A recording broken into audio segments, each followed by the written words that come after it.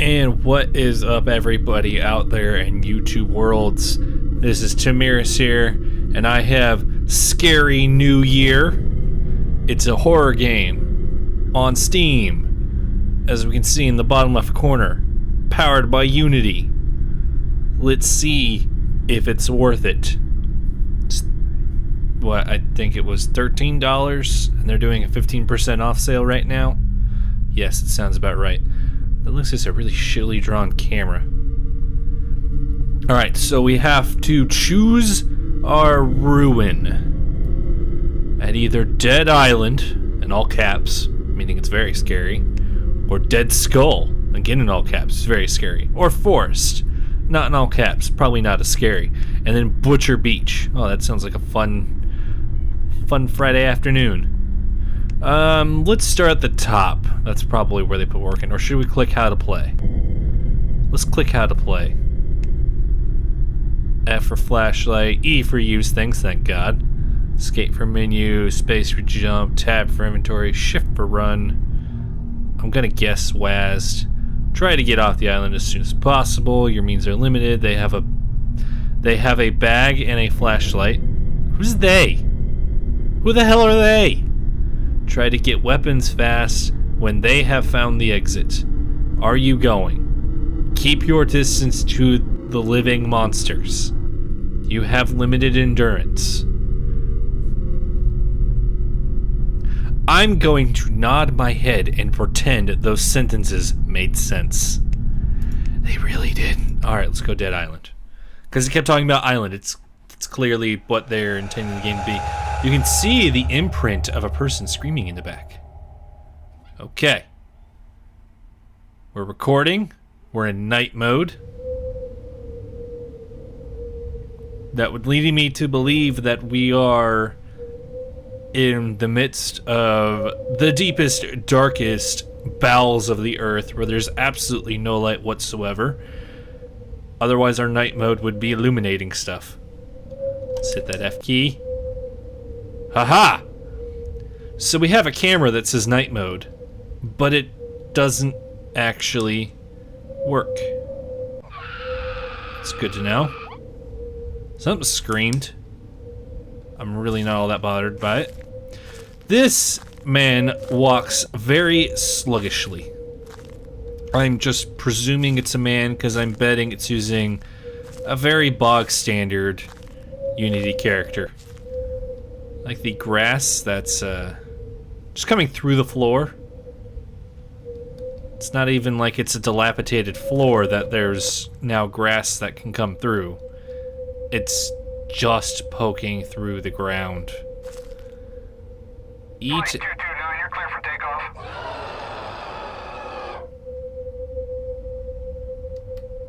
Breaker 194 radio check. Thanks for the comeback, good buddy. What's your handle? Breaker 194 radio check. Flight 229, you're clear for takeoff. Thanks for the comeback, good buddy. What's your handle? Breaker 194 radio check. I was curious if the radio would ever advance to anything. It clearly does not. Alright. What is that? We have assumedly a furnace in there? Roar! So scary.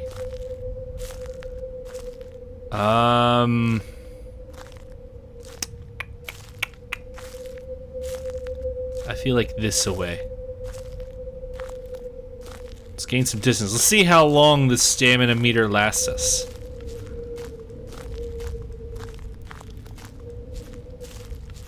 An okay amount of time, I guess. I didn't actually run it out. That was very stark there, that jump in the audio. Okay, so I have to fill the silence outside of that occasional yell. So if you actually are regularly following the videos that I post up, the analytics suggest to me that doesn't happen a lot. But if you are, you'll notice that there's not a video that went up on Wednesday. I did have a video recorded. It is up in the channel. The only issue is I decided against publishing it right now because it got content ID'd, and the content ID said that it was banned in all countries. Now, the content ID that's happening with it, I still firmly believe is under fair use. If I haven't been putting in so many hours at work, I would have already sent the dispute message through. But because I haven't really done it. Because if I'm going to put a dispute message in there, I'm going to make sure that my verbiage is good. I'm gonna not look like I'm just some fool on a YouTube channel throwing up a video. I want it to sound like I actually have an idea of what I'm talking about, because I actually do have a slight idea of what I'm talking about. I did do a lot of research for it. It's kind of what I did for some end papers and speeches while doing the schooling. So, I mean, there's a part of me that's like, that's a bit of a serious content ID, so maybe I just leave it alone, but I don't really want to, because I was making points in that game that I really wanted to get put out there. I really wanted other people to see the points and see how they felt about it. I have no idea what that T&W up there means. The big thing was that the game that we got, which you can go ahead... Actually, no. I'm gonna keep that name guarded for whenever the content ID goes away. I'm betting it's gonna be that the content ID, I'm gonna dispute it, and then nobody's gonna touch it. And after the 30 days of having a dispute claim that nobody responds to, it just gets dropped. Like what happened to Tribburn's Sonic video that he posted many moons ago. He got a content ID from some company that claimed they had video rights of a really odd section of his video, and then researching the company, there's absolutely no way in hell they had any relation to Sonic or Capcom. So it's like you clearly can't pull a copyright claim on this because you don't own these copyrights. And the people that do own it, they don't need you to represent them. They can do this themselves. But what was happening in the video that's been banned in all countries is, and in case you were curious, the content ID is for the music. So I'm now believing that the game just kind of ripped music off of the internet with really no consideration of legalities of doing that. But anyway, it was some survival game which had a premise that's like, maybe this could be interesting if they worked on it. It was an early access release. And I was about to say something because the cat's going insane, but I lost it. But the game, as soon as you launch it, just comes out and says, bear in mind, this is made by one person. It's like, okay. So it's an early access game made by one person. That's... At this point, it's a bit of an excuse that gets thrown around a lot. And in that video, I'm pointing out games that were made by one person that didn't show up on early access as complete and total piles of shit. Damn it, cat. So, yeah, I liked where that video went, and I'm upset that it is currently caught in the ether, as so to speak. I feel like there was a shine over there, because there is. Perhaps that's water effect. Let's go to the water effect. So I think that's what we need to do.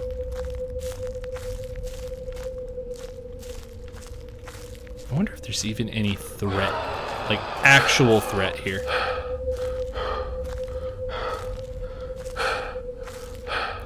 I like how the flashlight can't actually cast a beam. It just has an ambient thing that just shines about 3 feet in front of me. Ages and ages ago, in one of the horror games I played where the flashlight didn't make any sense. I don't even remember what that one was. I remember there was a stuffed animal on a table with a head that followed you. You had to turn off the lights and drop a bear in a bathtub, which would cause the monster to spawn where it will then turn lights on and you have to go and turn them off. Which didn't make a damn bit of sense. But the flashlight made even less sense. So I went and grabbed the nearest camera I could find that recorded in a slightly decent quality, went down to my dark basement and turned on a flashlight to show what happens when you turn a flashlight in darkness. In case you have never turned on a flashlight when it's been dark and your only reference are these games, it doesn't look a damn thing like this. You actually get illumination, because that is the purpose of a flashlight, is to illuminate. Alright, let's check out this house, I guess. Which looks basically exactly like the last house we went to. Got some more grass in it because the hill's in it. Because why would we bother putting this asset in and make it level? The spoiler alert is that they wouldn't. That's why you can barely fit through the door. Rrr. And that was a waste of time distraction. Down we go. Ooh! Floating building! Nice. Sure that checks a box in a checklist. Alright, let's sprint and regain some lost ground from that riveting distraction. So riveting. I will now continue to run through the two-dimensional LOD grass. These really flat grasses you're supposed to use when I can't walk next to them. You're supposed to use them for distance, so that way you can have your field of grasses. But because it's so far away, I can't notice that they are flat sheets that happen to look like a grass and do a little bit of a wiggle. I believe that's a water effect. To escape the island, that means we're looking for water. Because that's what constitutes an island, is it's a area of land, an area of land. That's a pet peeve I have of using a when you should use an. I'm pretty upset at myself that I went and did that. But it's a piece of land surrounded entirely by water. Fresh or salt, doesn't matter. It just gotta be water. Which is not wet. That's apparently an argument that's going around out there. We found the water and haven't had a single monster encounter. I was told I need to find weapons. I'm not sure why I need to find weapons, because I'm pretty sure I don't need to sprint. I could have just casually walked this distance and I would have been fine.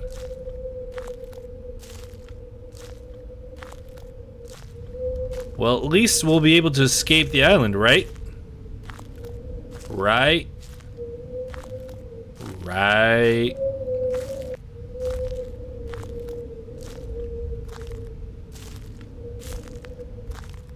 I don't know what to say as I'm going to potentially enter this liquidy abyss.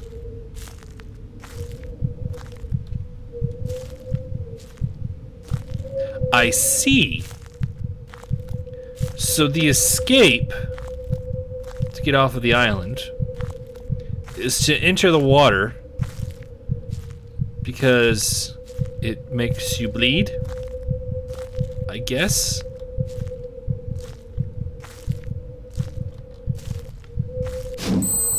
And we're dead.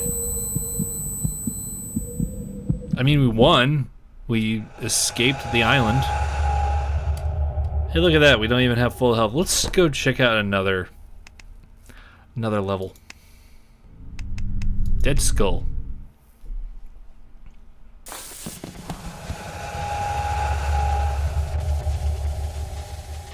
There's a crack on our screen. Illumination.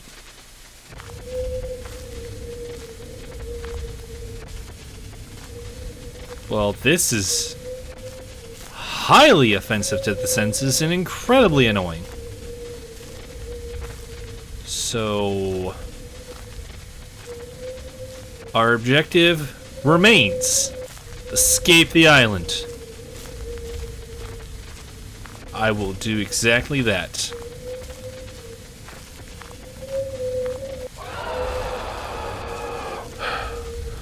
Let's walk to the water backwards. Maybe we'll see our alleged monster.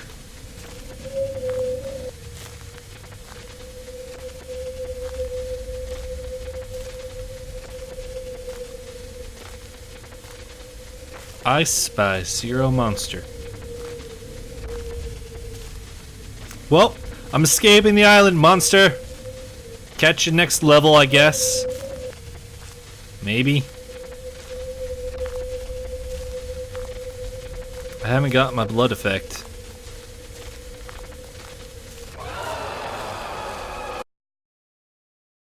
Oh! Oh! We've succeeded! I was attempting to escape. I did not drown. As you can... In case you're curious, you zoned out there. That is water. We are underwater. And, I think I found our true escape. Let's do it! Escape!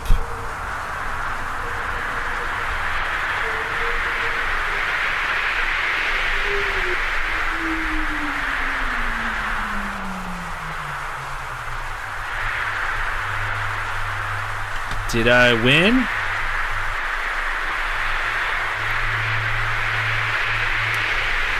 Well, this does prove one thing. As it turns out, the world truly is indeed flat. I would like to state that I am the one who has discovered this. But of course, in order to discover something, you must return and inform people of your discovery. But as I am now falling into the abyss of space, as I have completed my journey to the end of the Earth, and have found the end of the Earth, and have, of course, taken the leap of faith off the end of the Earth, I will be drifting amongst the stars, wherever they are. I may find one eventually. But I will now be drifting amongst the stars as spaceman. So it won't be until either I have a high five with Voyager, or humanity evolves and reaches a sufficient technological level that they can come out here and find me before I die of starvation or dehydration. The wind effect has clearly proven that when we are in space, we are overreacting with our spacesuits. It's not actually a deadly vacuum. It's quite breathable. There's quite a bit of air in there. Very gaseous. So perhaps next time on a spacewalk, we should just go out in just a t-shirt and jeans and just see how it goes. Yeah.